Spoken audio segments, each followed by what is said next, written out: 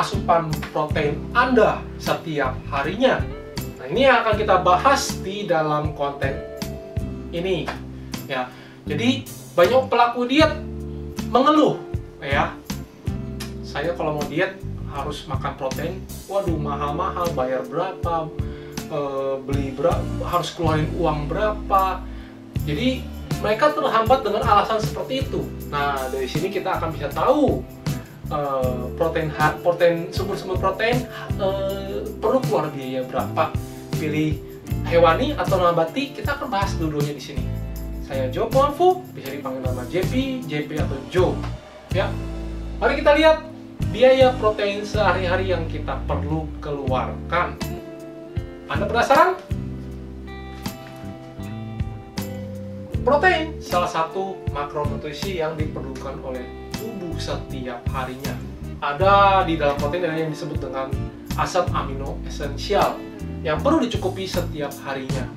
Jadi arti kata esensial itu adalah tubuh tidak bisa memproduksi dan memerlukan dari asupan dari luar, ya, termasuk dari lemak esensial, protein esensial ini.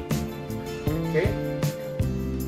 Asupan protein terbagi dua jenis yang kita tahu, bahwa protein hewani dan protein nabati. Tapi dua-duanya memiliki fungsi yang sama, yaitu fungsi proteinnya sama, fungsi proses cernanya juga di lambung, dan mencerna protein memerlukan asam lambung yang cukup.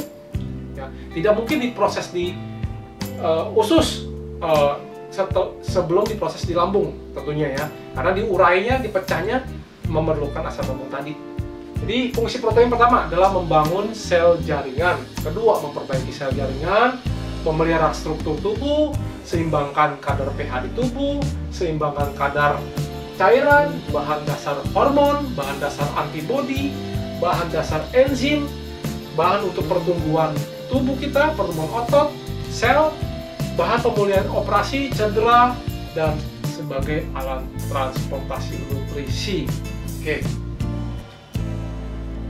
Apa saja kelebihan dan kekurangan sumber protein hewani? Kita lihat bahwa sumber protein hewani kelebihannya adalah ada taurin, ya, kemudian ada karnitin, ya, kemudian tidak ada karbohidrat kecuali susu bubuk, ya, karena ada penambahan added sugar ataupun dari susu itu sendiri ada gula laktosa, ya.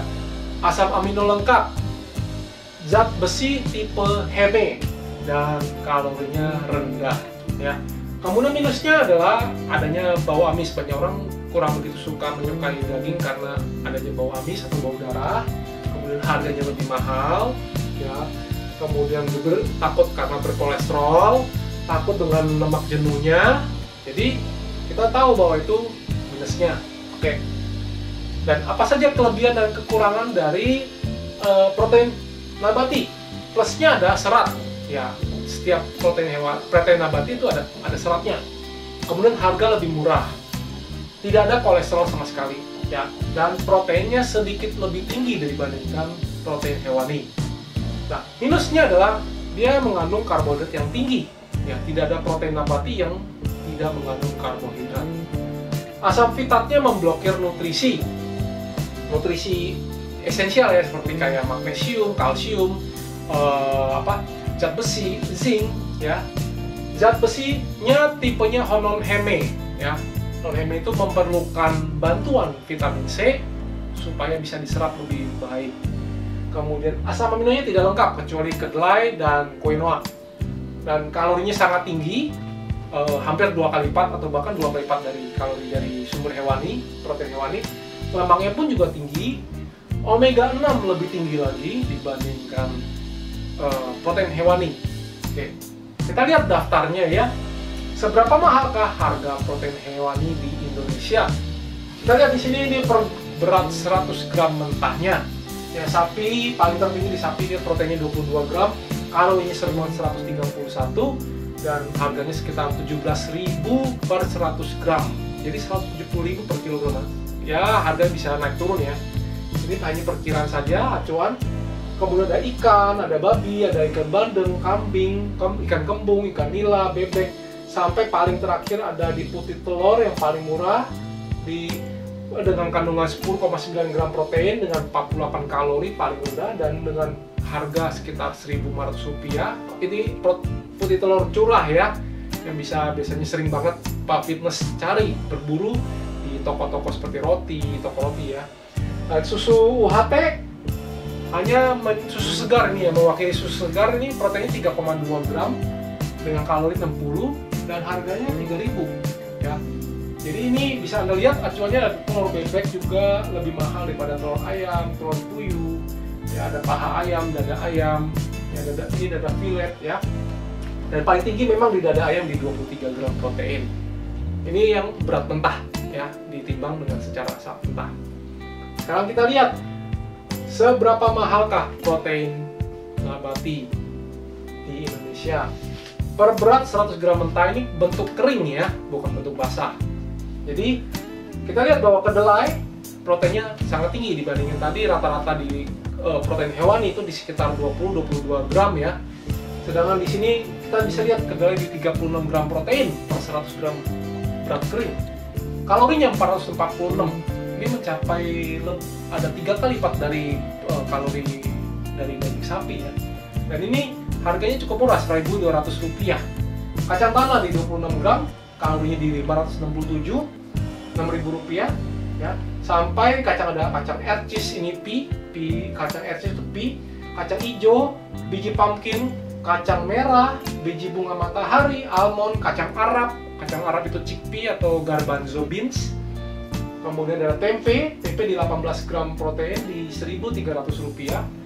Tempe pun ini paling rendah diantaranya itu lumayan cukup banyak di 1.193 kalori ya. Nah, kemudian kacang mede, biji chia cukup tinggi 16 gram protein, kalorinya tapi cukup tinggi 490 dengan harga Rp6.000. Nah, ini ada terbagi 3 deh, tahu putih yang biasa kita sering konsumsi, tahu putih, tahu kuning. Ini 8 gram protein dan di harga Rp1.500 per 100 gram. Ada tahu extra firm dan tahu gepeng. Tahu gepeng itu biasa tahu yang dipres ya, bentuknya gepeng sekali. Dan itu tertinggi sekitar 14 gram sampai 15 gram protein. Nah, ini harganya lebih cukup mahal di Rp2.500. Nah, untuk 100 gram protein per hari perlu keluar biaya berapa sih? Kita lihat sumber hewani paling murah ada di dada ayam dan putih telur. Untuk mencapai 100 gram protein dalam satu hari mengeluarkan Rp14.000. Ya tentu harus dimasak lagi ya biaya gas, biaya minyak atau biaya air ya, biaya segala macam, bumbu segala macam ya. Dan termahal di daging sapi di Rp77.000. Dan kemudian kita lihat 100 gram protein per harinya dari protein sumber nabati termurah di kedelai ya, biji kedelai terutama di Rp3.500 ya untuk mencapai 100 gram protein. Kemudian termahal di almond dan biji pumpkin di Rp62.000. Nah, berapakah biaya protein Anda per harinya? Apakah di rentang seperti ini? Silakan berikan komentar di bawah ya. Kalau saya sih sekitar mungkin per hari biaya protein saya sekitar Rp50-60.000. Kadang-kadang di Rp30.000 ya. Jadi silakan berikan komentar di bawah. Saya Joe Puafu. Setujukah Anda bahwa investasi yang terbaik adalah investasi yang terhadap diri kita sendiri? Karena kita yang menikmatinya, bukan orang lain. Ya, kita tidak mungkin membayar orang untuk melakukan push up, pull up, atau squat dan kita mendapat ototnya, kecuali kita yang melakukan pada diri kita sendiri. Memang kesehatan bukanlah segala-galanya, tetapi tanpa kesehatan segala-galanya tidak berarti. Selain itu, kekuatan dan kesehatan mental kita ternyata dipengaruhi oleh kekuatan fisik tubuh.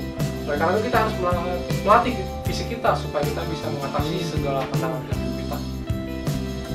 Saya Joe Puafu bersama Binara Grad. Kami mengajak Anda membangun generasi baru yang lebih cerdas, fit, dan di Binara Grad, kami selalu percaya bahwa setiap orang pasti bisa memiliki tubuh yang ideal dan sehat.